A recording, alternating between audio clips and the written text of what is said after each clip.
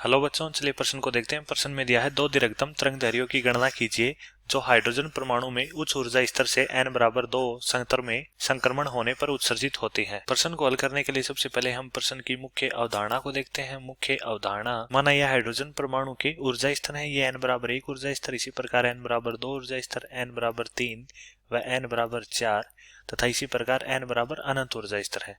तो जब परमाणु उच्च ऊर्जा स्तर से निम्न ऊर्जा स्तर में संक्रमण करता है तो ऊर्जा का उत्सर्जन करता है, तथा जब परमाणु निम्न ऊर्जा स्तर से उच्च ऊर्जा स्तर में संक्रमण करता है तो परमाणु ऊर्जा का अवशोषण करता है। तो ये परमाणु जब उच्च ऊर्जा स्तर से निम्न ऊर्जा स्तर में संक्रमण करता है तो ऊर्जा का उत्सर्जन करता है। तो बोर के अनुसार किसी nवीं कक्षा में इलेक्ट्रॉन की ऊर्जा En बराबर -13.6 बटे n का वर्ग इलेक्ट्रॉन वोल्ट होती है।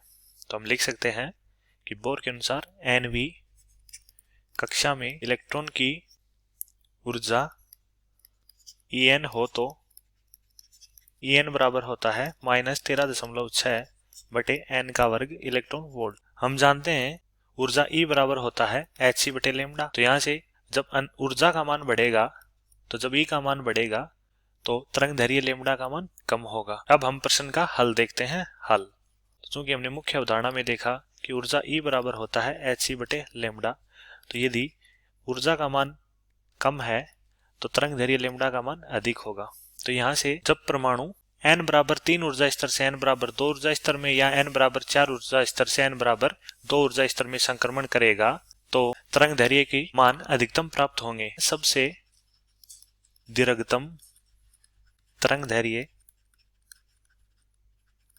के लिए परमाणु n बराबर 3 ऊर्जा स्तर से n बराबर 2 ऊर्जा स्तर में संक्रमण करता है। तो यहाँ से हम ऊर्जा निकालें तो मुख्य अवधारणा के समीकरण En बराबर -13.6 बटे n का वर्ग इलेक्ट्रॉन वोल्ट से निकाल सकते हैं।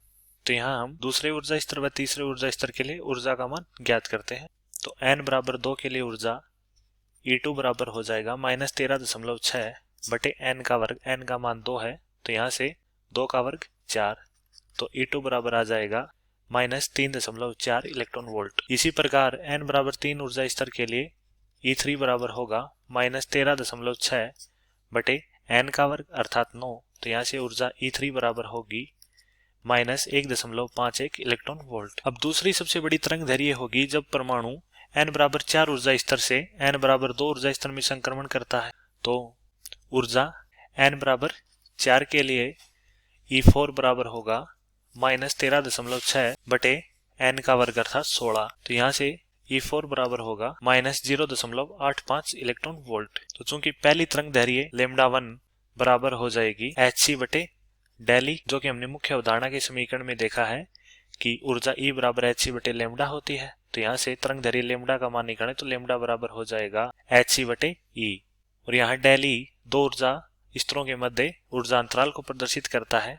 जब परमाणु n बराबर 3 ऊर्जा स्तर से n बराबर 2 में संक्रमण करेगा तो यहाँ ऊर्जा अंतराल डेल E होगा। इसी प्रकार n बराबर 4 से n बराबर 2 में संक्रमण करेगा तो ऊर्जा अंतराल डेल E होगा। पहले दीर्घतम तरंगदैर्घ्य के लिए λ1 बराबर आ जाएगा hc बटे डेल E, तो डेल E का मान रखेंगे तो डेल E बराबर E3 माइनस E2, चूंकि E3 और E2 का मान हमने ज्ञात किया है तथा hc का मान होता है 12400 बटे E3 का मान -1.51 माइनस प्लस हो जाएगा प्लस 3.4 इलेक्ट्रॉन वोल्ट, और ये मान हमें एंगस्ट्रम में प्राप्त होगा। तो यहाँ से λ1 बराबर होगा 12400 बटे 2.1, तो यहाँ से λ1 बराबर होगा 6540 एंगस्ट्रम। अतः हमारी पहली दीर्घतम तरंगदैर्घ्य λ1 बराबर 6540 एंगस्ट्रम होगी। इसी प्रकार λ2 बराबर होगा hc बटे E4 माइनस E2, तो यहाँ से hc का मान हमने ऊपर भी देखा है जो है 12400,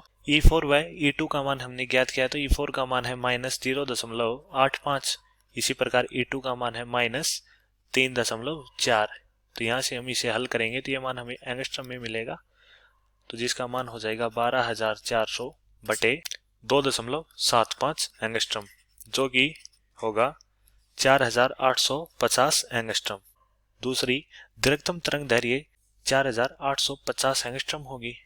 तो मैं आशा करता हूँ कि आपको समझ में आया होगा। धन्यवाद।